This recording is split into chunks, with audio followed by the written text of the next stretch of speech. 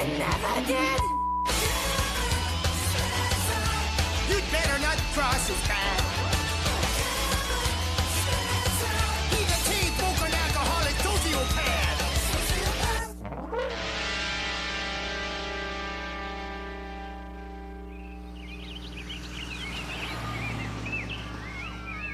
Attention! Ow! Attention! Ow! My hip! Knock it off! Okay, teens, we should be arriving at the Pioneer Village in a few minutes. Has anyone forgotten to give me their permission slip? Ah! My eye! Sit down, arsehole. Hey now! Hey! Hey now! Hey! Now, this will all go better if... Kiss my ass, fairy. You listen here! Are you listening? Ouch!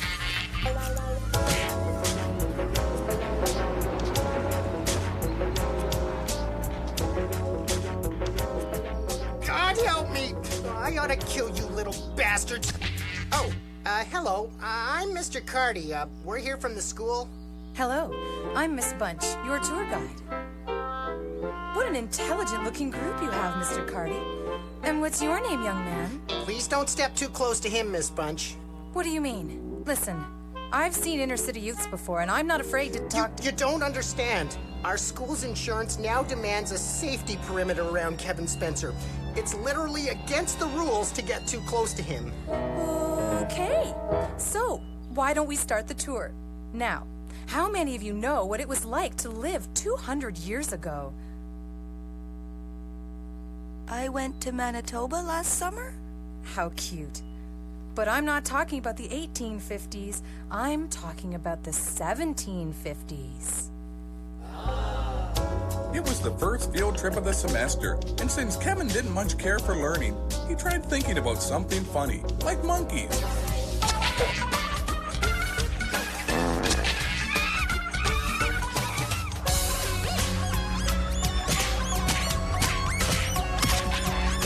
Visiting our village will be a much better learning experience than watching some TV show. And to help you understand just how much more, here's a video to help you get oriented.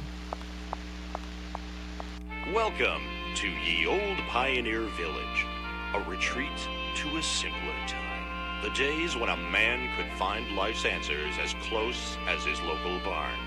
I hate my life.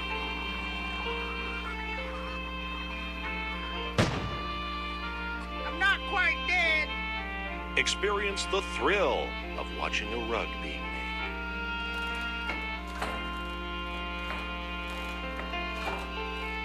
See the church where the Underground Railroad brought American slaves to our country to breathe the clean air of freedom, provided it was with their own kind and no one hired them.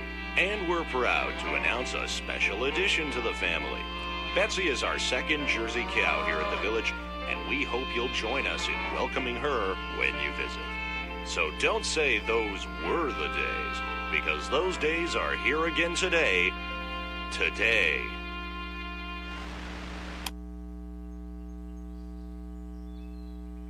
Let's move on.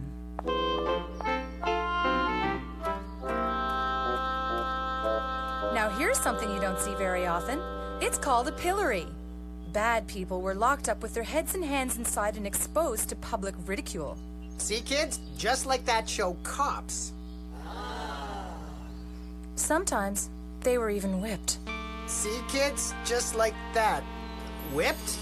Hey. Yes, whipped and flogged. You might have heard of it in The Scarlet Letter. A tale of adultery and forbidden passion. Well, let's move on. I think I speak for everyone when I say, I'd sure like to hear more about this pillory. But there really isn't... Give you $5. 10 if you talk real slow. I said let's move on. Hear ye! Hear ye! Come see the pigs in the livestock barn! All naked, all the time! Many of the actors who play our pioneer citizens are local volunteers. Follow me. I'll show you. Sure enough, when they got to the milking stable, Kevin saw the familiar faces of his two favorite adult film actors. Hey, kids, we're stable hands. Oh, yeah, because whenever you is milking something, you need stable hands. Kevin was confused and worried because he thought that his two favorite porn actors had stopped making films.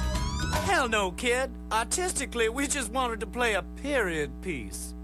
So now we work part-time, showing people how to milk.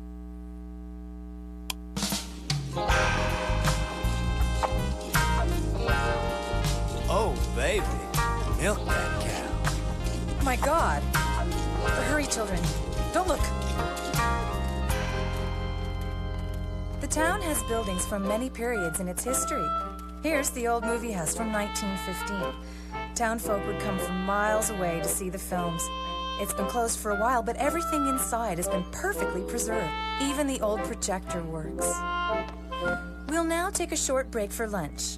I encourage you to use ye old bank machine before exploring our gift shop. Miss Bunch, do they sell those pillory things?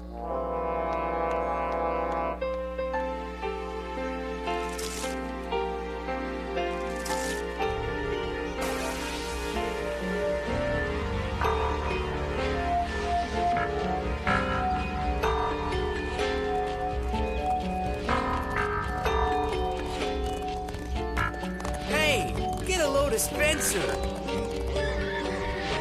Learning's for assholes, boy. Let you and me see if we can't find some fun.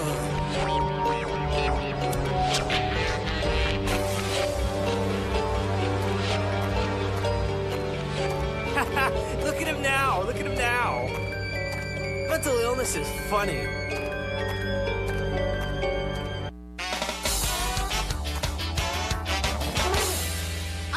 Brought your wallet, boy, because Ellie needs to get him some.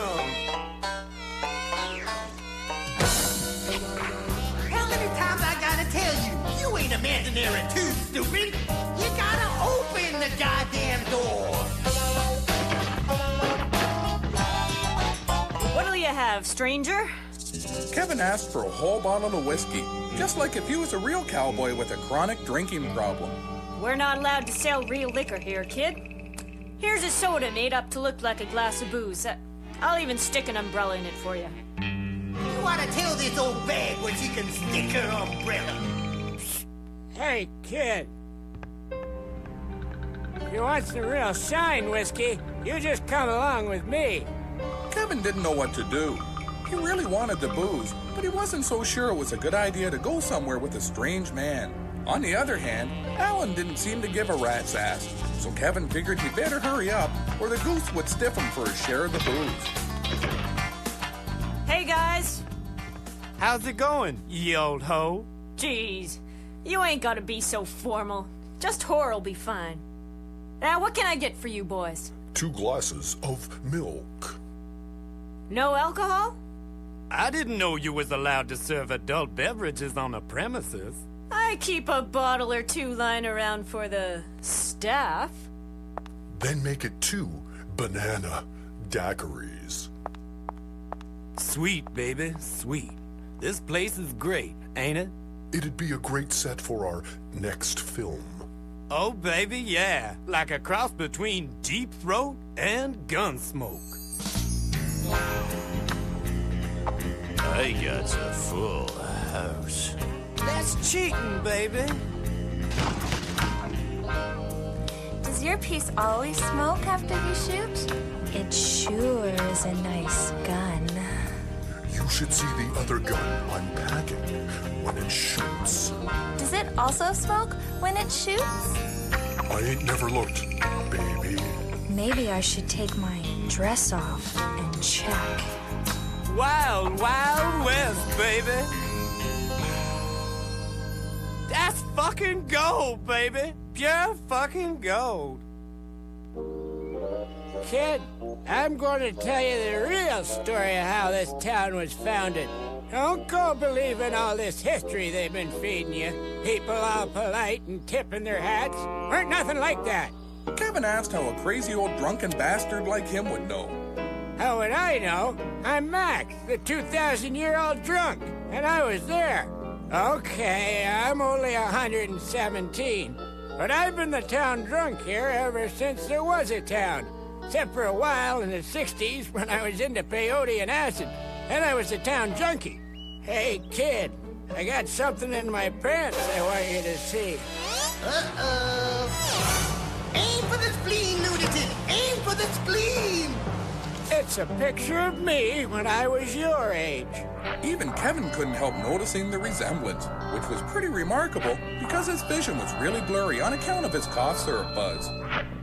Yep, I was a boy just like you when I came to this town, except for your stupid-looking hat. The world was changing fast. Sigmund Freud proved we all wanted to sleep with our mothers.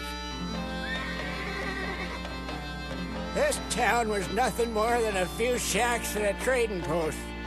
And best of all, heroin was as legal as candy. I was using a gram of heroin a day to try and stop smoking cigarettes. And I just ended up doing both. Kevin couldn't imagine what it must have been like to buy heroin legally. Oh, sure. That's what the guy who invented the first bicycle was on. Then he sobered up and made the front wheel a lot smaller. Now pay attention. I'm getting to the good part.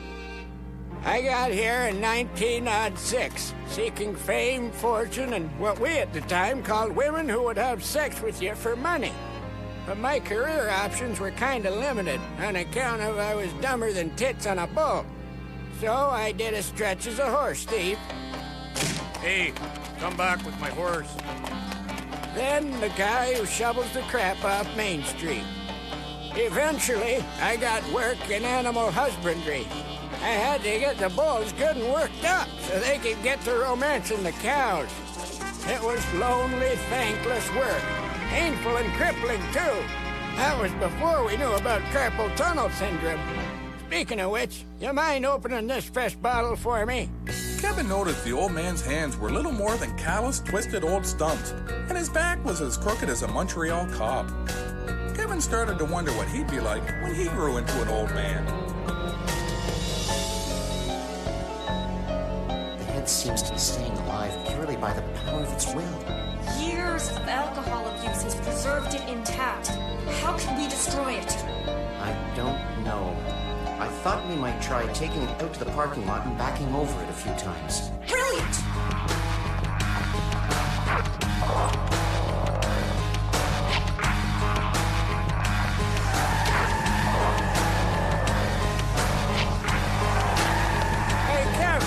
Kevin, are you paying attention? Over here. I'm trying to tell you about the old days. You're in the wrong flashback. Pay attention, idiot. I'll only tell you this as many times as you're willing to listen to it. Yes, it was tough going back then. Day's end came, I'd towel off from work and go to the Nickelodeon. The snobs started walking around with their cocaine and fancy snuff boxes, doing their business in what we at the time called toilets. They even shot a newsreel here.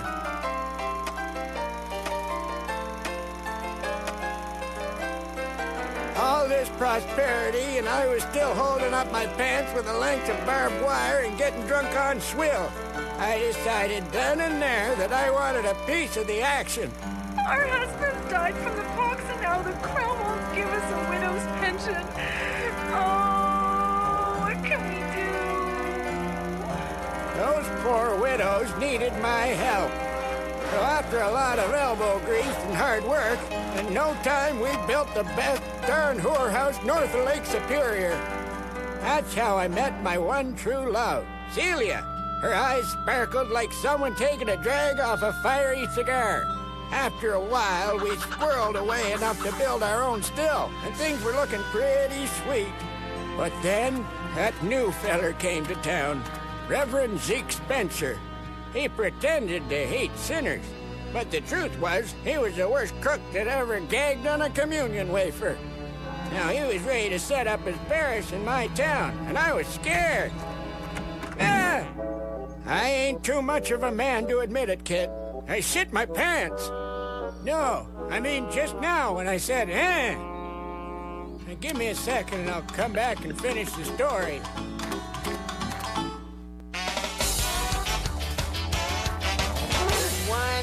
32, 33. Someone's missing. Wait a minute. This class doesn't smell as smoky as it should. Hi, kids. Miss Bunch, one of my students has gone missing. Kevin Spencer. My heavens.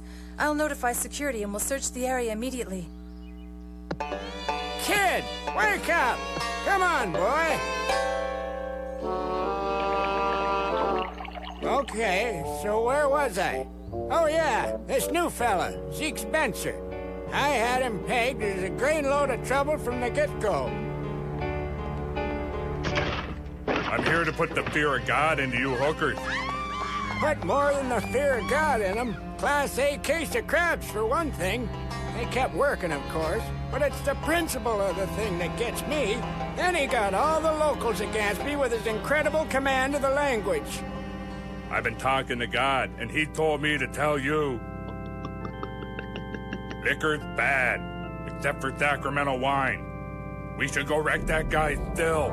But the truth was, he didn't want to outlaw alcohol. He was trying to put me out of business so he could control the racket. We're smashing your still, Mac. I'm closing down this whorehouse on account of it's wrong. Take all the prostitutes to my house to be saved. Why should I go with you?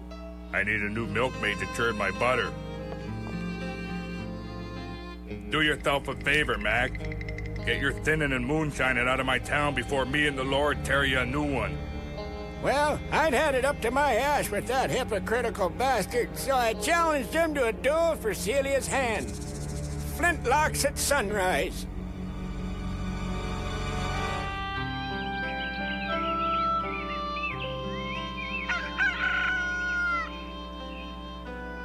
The next day, we changed the time to sunset on account of everyone's hangovers.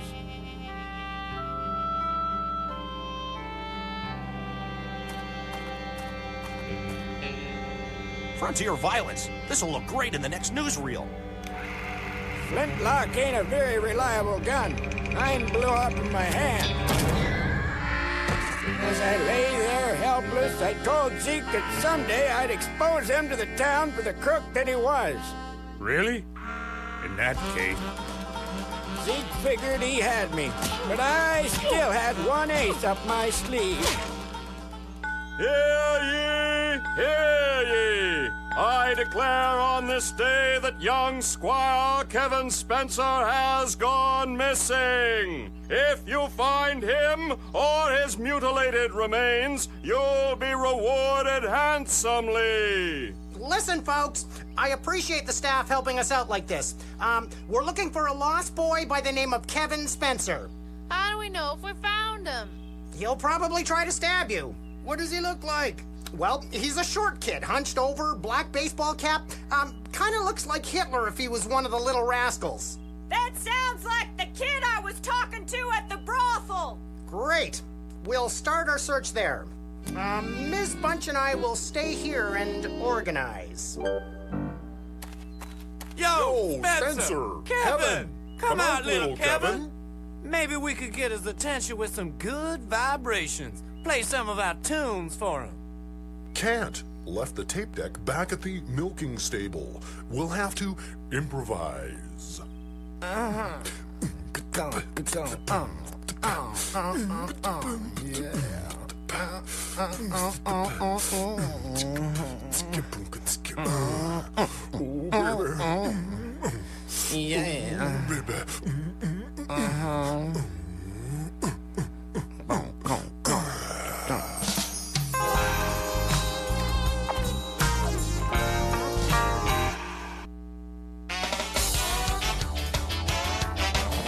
Reverend Zeke thought he had all the liquor and whores in town under his thumb, but I'd have my revenge. That was some real sweet loving, Celia. I better get going. Gonna pick up some kickback money on my way home from the still. Hey, don't forget. You said you'd take me to the new movie house. Jesus Christ. I forgot. I was supposed to be cutting the ribbon at the opening ceremony.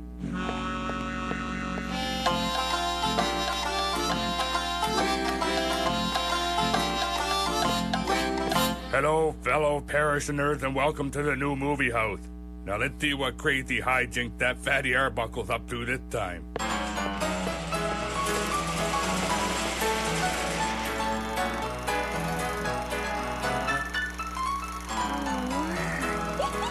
that's my fucking ass. I'd spied on Zeke Spencer with the newsreel camera and caught every bribe, every beating, every act of carnal lust he'd committed.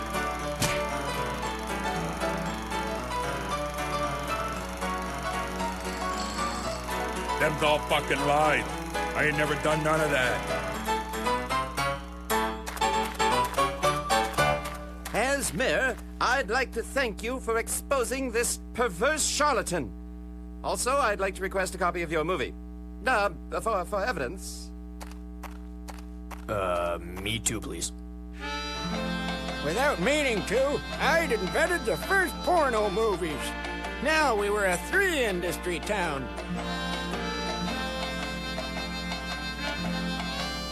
The last time I saw Zeke Spencer was when his head snapped off because he was too goddamn fat.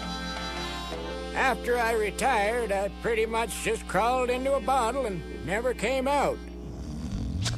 Kevin was glad Max had passed out, since Alan had gotten bored and left a long time ago. He decided he'd better go rejoin the others and quickly rifled Max's pockets before going back to class. Hey, Kevin, everyone's been looking for you. Hey, Miss Bunch, we found him. Yes. I'm gonna beat you. Born Man. I was just showing Mr. Carty a typical flogging. Where were you, Kevin? Everyone was worried. Kevin told them about the old drunk who taught him about the town's history. Why, we don't have a character playing the town drunk. How strange. I wonder if... No, it couldn't be a ghost from the past? We found this guy throwing up in your butt churn, man. He's an SKP from the asylum. Kevin was going to stick up for Max and tell everyone what really happened. But then he got to thinking about what would happen if you drove a convertible full of big gas cans into a huge container of liquid petroleum.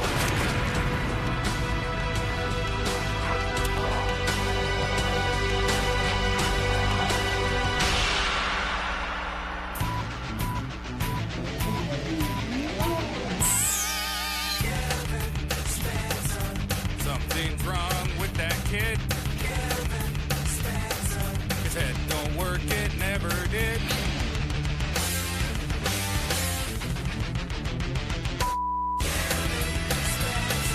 You better not cross his path. He's a chain-smoking alcoholic sociopath. Yes. I'm gonna beat you.